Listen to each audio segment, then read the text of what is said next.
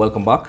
In this video, I'll show you how to enable and disable quick pickup on Mecha. So all you have to do is launch the game on your PC or on your console and sign into your account, and you should get to this homepage. And then from here, simply select the menu option at the bottom right corner of the screen.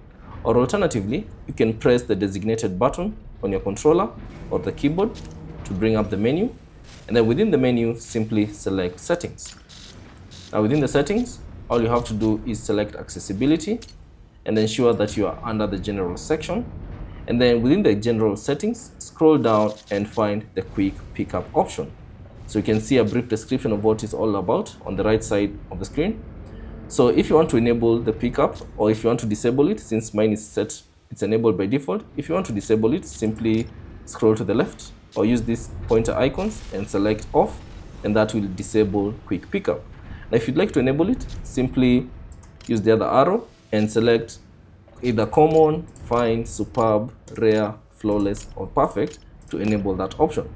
So once you've chosen your Quick Pickup option, you can simply exit the settings and the changes should be applied. Thanks for watching. If you have any questions, leave them down in the comment section below. And if you found this video useful, consider leaving a like and subscribe to the channel.